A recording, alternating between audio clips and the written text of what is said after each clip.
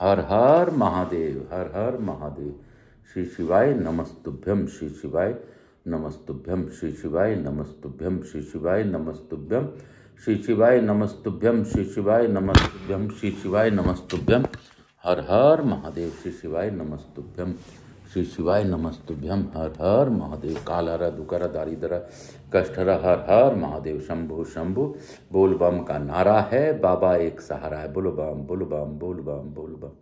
श्री शिवाय नमस्तुभ्यम, हर हर महादेव।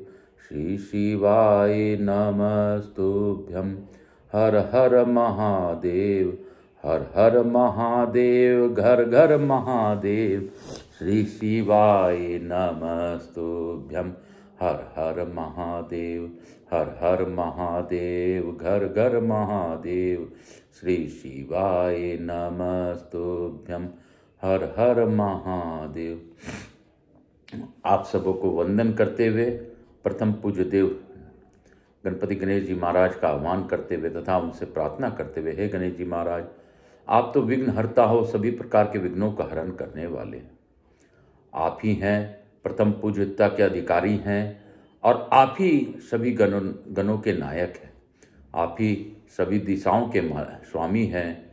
आपके ही आदेश से सभी दिशा मुक्त होकर ईश्वर को आने का मार्ग देते हैं।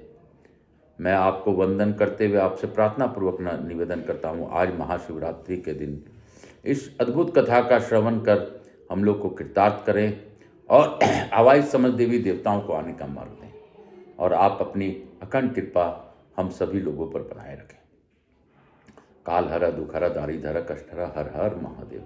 मैं यहाँ के स्थान देवता, वास्तु देवता, ग्राम देवता, क्षेत्रपाल देवता, समझ देवी देवताओं का आह्वान करता हूँ और उनसे प्रार्थना करता हूँ, इस कथा स्थल पर पधार कर स्कंद पुराण के इस अद्भुत कथा का श्रवण कर हम लोगों को कृतार्थ करें और आशीर्वाद प्रदान करें।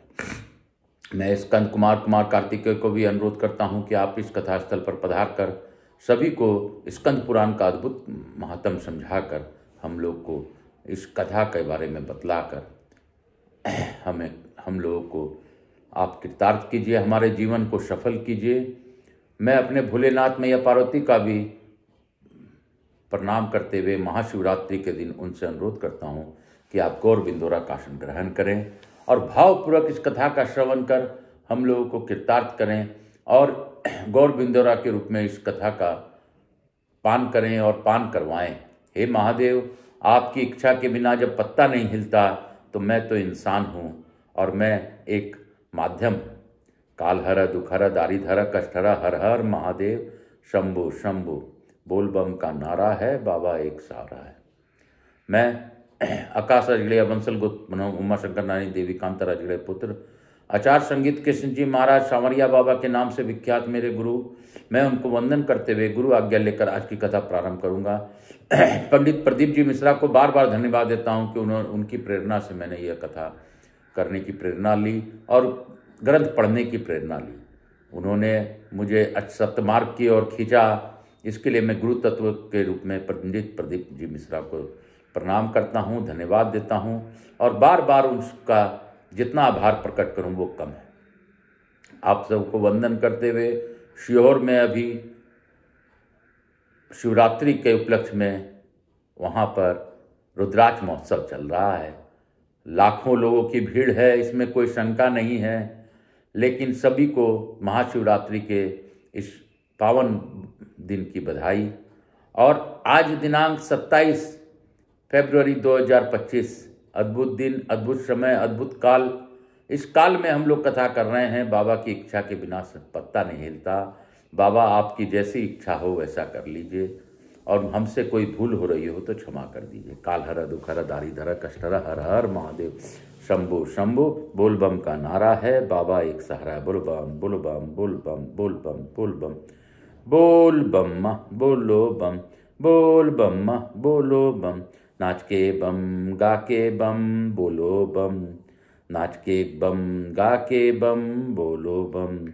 नाच के बम गा के बम बोलो बम, नाच के बम गा के बम बोलो बम।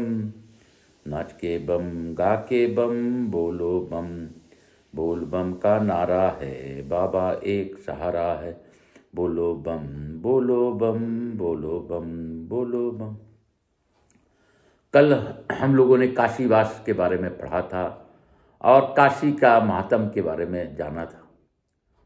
तो मैं स्कंद कुमार स्कंद देव से अनुरोध करता हूँ कि आप अपनी दया दृष्टि इसी प्रकार बनाए रखिए, हमें कथाओं की ओर लेते जाइए और हमें कथाओं के माध्यम से ईश्वर तत्व समझाने का आपका जो प्रयास है उसके लिए हम कोटि कोटि धन्यवाद देते हैं। हे बाबा, हे स्कंद कुमार स्कंद देव, आप हैं तो सृष्टि में बाबा भोलेनाथ के कार्य को आप बढ़वा रहे हैं, इसमें कोई शंका नहीं करनी। आप मल्लिकार्जुन में विराजमान रहकर हम लोगों के लिए कृपा कर रहे हैं, यह हमें जानना चाहिए। मैं आज शिवरात्रि के दिन आप सबको वंदन करते हुए काशी काशी शिव काशी मोक्ष नगरी काशी की जय। काशी काशी काशी काशी काशी काशी काशी काशी काशी काशी काशी काशी शिव काशी काशी काशी शिव काशी मोक्ष नगरी काशी की जय। मोक्ष नगरी काशी की जय। मोक्ष नगरी काशी की जय। मोक्ष नगरी काशी की जय। हर हर महादेव। काल हर दुख हर दारी धर कष्ट हर। हर हर महादेव। शंभु शंभु बोल बम का नारा है, बाबा एक सहारा है। बोलो बम बोलो बम बोल बम बोल बम बोलो बम बोलो बम बोलो बम बोलो बम। हर हर महादेव। काशी काशी शिव काशी मुख नगरी। कल हम लोगों ने पढ़ा था कि कल हम लोगों ने पढ़ा था कि इसी के वाराणसी रुद्रावास महाशमशान तथा आनंद वन कहा गया है। अगर जी देवादिदेव भगवान शंकर ने माँ पार्वती के आगे जो कुछ कहा था उसे मैं त्यों की त्यों मैंने सुना, और वो सब तुमसे जो महापातकों का नाश करने वाला है इस पुण्य में प्रश्न को पढ़ता और सुनता हूँ है वह शिवलोक प्रतिष्ठित होता है। बोलो काशी काशी शिव काशी मोक्ष नगरी काशी की जय। स्कंद जी कहते हैं काशी में भिक्षुकों को आंवले के फल के बराबर भी दी हुई भिक्षा सुमेरी पर्वत के समान भारी पुण्य देने वाली होती है। जो काशी में भूखे कुटुंबी को वर्ष भर खाने के लिए अन्न देता है और इस प्रकार वह जितने वर्षों के लिए देता है उतने ही युगों तक स्वर्ग में होता है। जो काशी में जीविका के साधन से रहित ब्राह्मण को 1 वर्ष तक भोजन देता है वह श्रेष्ठ पुरुष कभी भूख प्यास का कष्ट कभी नहीं भोगता। काशी में निवास करने वाले पुरुषों को जिस पुण्य की प्राप्ति होती है वह पूरा का पूरा फल काशीवास कराने वाले को भी प्राप्त होता है। जिसका नाम लेने से ही ब्रह्म हत्या आदि पाप मनुष्यों की हत्या देते हैं, उस काशीपुरी की यहाँ किससे उपमा की दी जा सकती है। इस पुरी के पूजा और प्रदक्षिणा करनी चाहिए। जो दूर देश के होने पर भी अभिमुक्त नामक महाचैत्र काशी का स्मरण करते हुए प्राण त्याग करता है उसका भी संसार में पुनर्जन्म नहीं होता। जैसे योगी अपने योग बल से मुक्त होते हैं उसी प्रकार जीव यहाँ मृत्यु होने से मात्र मुक्त हो जाते हैं। यह काशीपुरी परम पद है, यह परम आनंद है और यहाँ परम ज्ञान है। अतः मोक्ष की इच्छा रखने वाले पुरुषों को इसका सेवन करना चाहिए। यहाँ भगवान भैरव कपाल मोचन तीर्थ को आगे करके भक्त जनों की पाप परंपरा का भक्षण करते हुए वहीं निवास करते हैं। भैरव जी काशी वासियों की कली और काल को अपना ग्रास बना लेते हैं, इसलिए उनको काल भैरव संज्ञा देते हुई है। अगस्त जी ने कहा कार्तिकेय जी अब आप मुझे हरिकेश की उत्पत्ति का वृत्तांत सुनाइए। कार्तिकेय जी बोले मुने, प्राचीन काल में गंधमादन पर्वत पर रत्नभद्र नाम से विख्यात एक परम धर्मात्मा यक्ष रहता था जो लाखों पुण्यवान कर्मों से सुशोभित था। उसके पुनर्भद्र नामक एक पुत्र हुआ। तदंतर अंतिम अवस्था में शरीर त्याग करके रत्नभद्र परम शांत भगवान शिव के धाम में जा पहुंचा।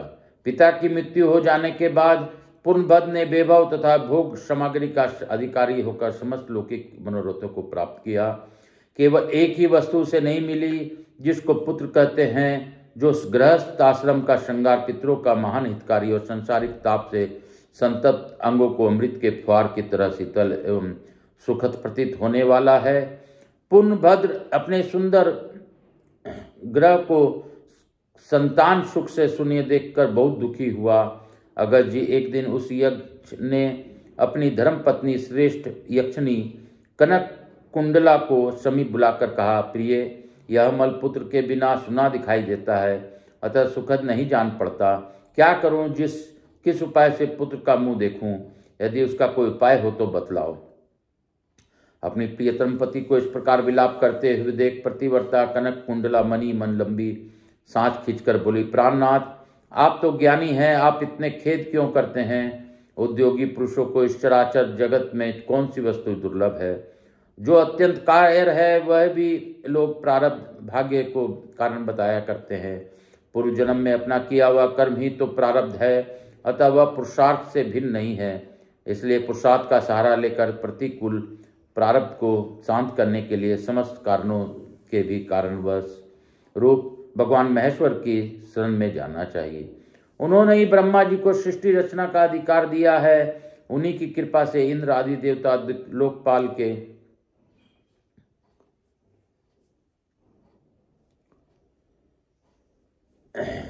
पद पर प्रतिष्ठित हुए हैं। महर्षि शिलाद भी संतानहीन थे, किंतु भगवान शिव की कृपा से उन्होंने मृत्यु पर विजय पाने वाला पुत्र प्राप्त कर लिया। श्वेत केतु कालपाश से मुक्त हुए तथा अंधकार सुर भी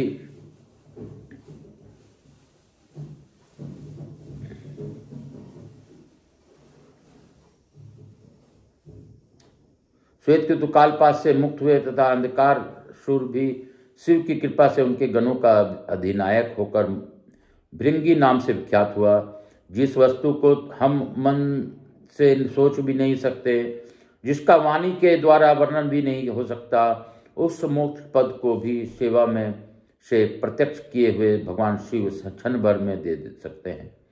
आर्यपुत्र, यदि आप सबका हित चाहने वाले प्रिय पुत्र को प्राप्त करना चाहते हैं तो भगवान शिव की चरण में जाइए।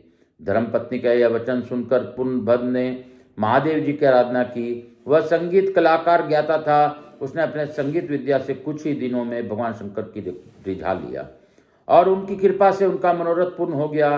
पुनर्भद्र ने अपनी पत्नी के गर्भ से एक श्रेष्ठ पुत्र प्राप्त किया और उसका नाम हरिकेश रखा। बालक का मुख पूर्ण चंद्रमा के समान मनोहर था। वह शुक्ल पक्ष की शशि की भांति प्रतिक्षण वृद्धि को प्राप्त होने लगा। बालक हरिकेश जब 8 वर्ष का हुआ तभी से प्रतिदिन एकमात्र भगवान शिव में उसकी मान्यता बढ़ने लगी। वह धूल से खेलने में संलग्न होकर भी धूल ही की अपनी शिव मूर्ति बनाता और कोमल घास से कौतूहल पूर्वक उनकी पूजा करता था। हरिकेश अपने सभी मित्रों को भगवान शिव के नाम से ही पुकारता था।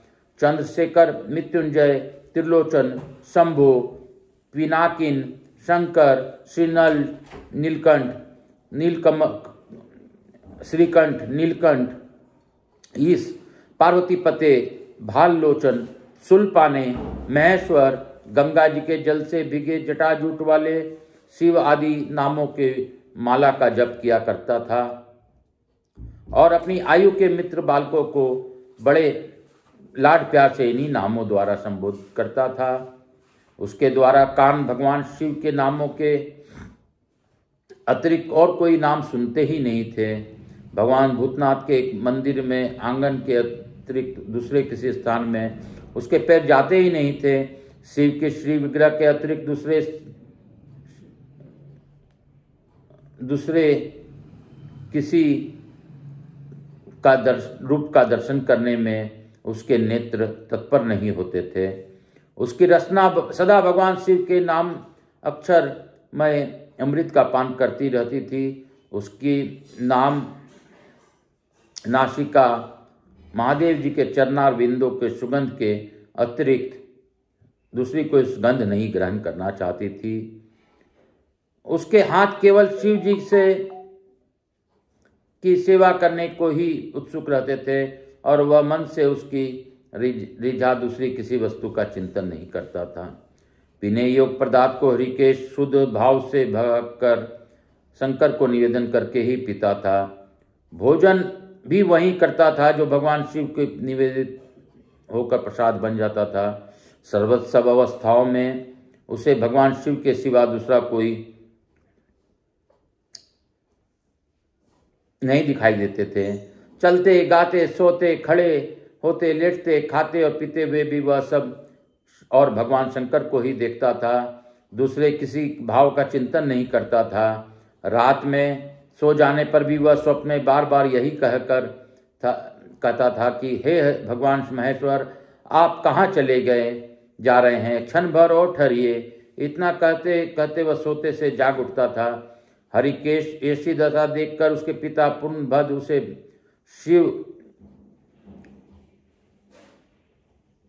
उसे शिक्षा देते थे, बस अब तुम घर के काम करके ने लगो, यह सब धन दौलत तुम्हारी ही है। पहले सब प्रकार की विद्याओं का अभ्यास करो कि उत्तम उत्तम भोग भोगो। तत्पश्चात वृद्धावस्था में पहुंचकर भक्ति योग का अनुष्ठान करना। जब पिता बार बार ऐसी शिक्षा देने लगे तब वह ऋषिकेश उसे स्वीकार न करके एक दिन चुपचाप घर से बाहर निकल गया। बाहर जाने पर उसे दिन भर हो गया, तब वह भगवान शंकर को पुकार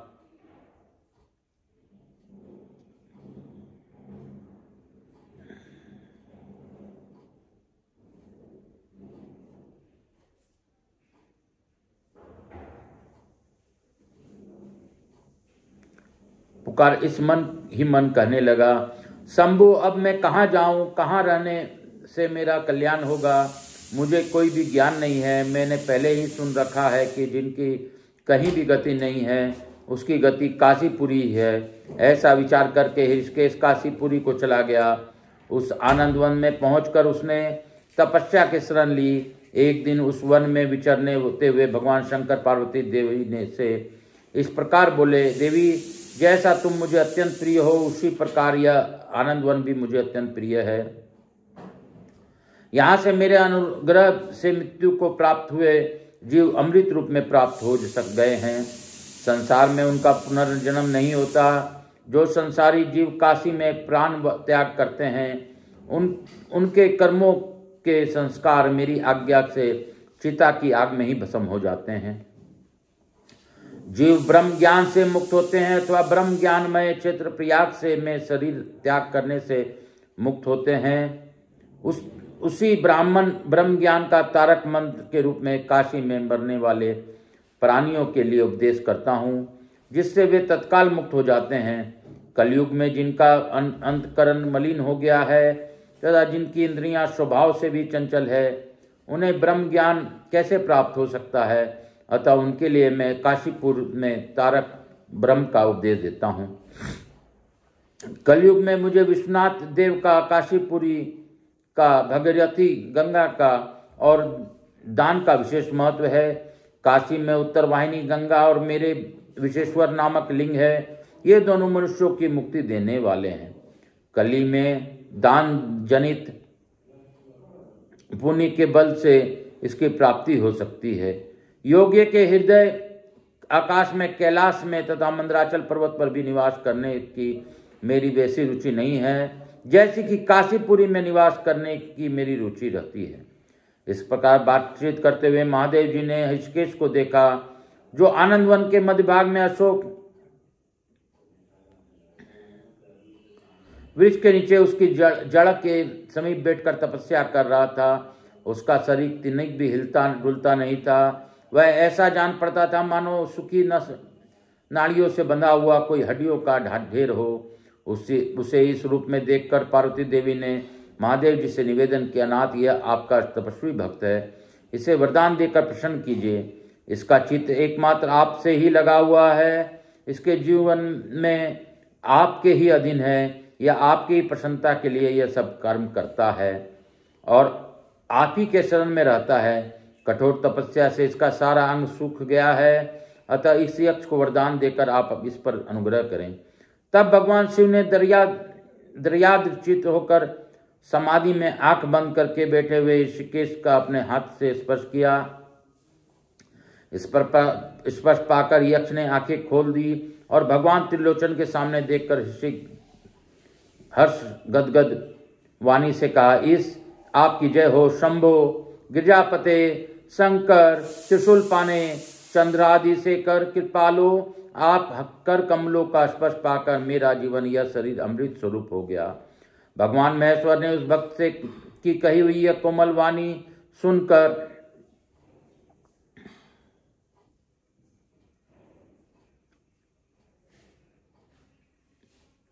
प्रसन्नतापूर्वक उसे अनेकानेक वरदान दिए और इस प्रकार कहा, यक्ष अब तुम मेरी इस प्रिय क्षेत्र काशी धाम के दंड नायक हो। इस समय तुम्हारा नाम दंड पानी होगा। तुम मेरी आज्ञा से मेरे समस्त उत्कट गणों का शासन करो। ये दो संभ्रम और उद्भद्र नाम वाले गण सदा तुम्हारे अनुगामी होकर रहेंगे।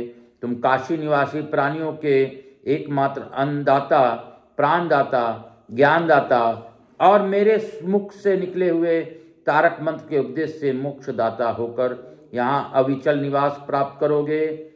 पापी मनुष्यों को नाना प्रकार के विघ्न समूह से पीड़ा देकर उनसे मन से उद्वेग पैदा करके उन्हें काशीपुरी से बाहर निकाल दोगे।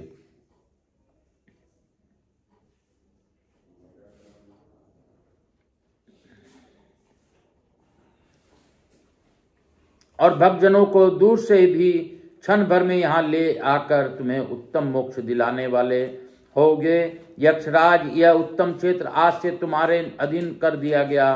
अब यहाँ तुम्हारा आराधना के बिना कौन पुरुष मोक्ष का भागी हो सकता है। मेरा भक्त यहाँ आकर पहले तुम्हारी पूजा करेगा, तब मेरी करेगा, जो ज्ञानोदतीर्थ में स्नान तर्पण आदि करके तुझ दंड पानी गणेश का पूजन करेगा, वही यहाँ पुण्यवान होकर लोक में मेरी असीम दया से कृतार्थता का अनुभव करेगा। दंड पाने, तुम्हें यहाँ दक्षिण दिशा में मेरे नेत्रों के समक्ष निवास करो और पापी मनुष्यों को दंड तथा अपने भक्तों को अभय दान देते रहो।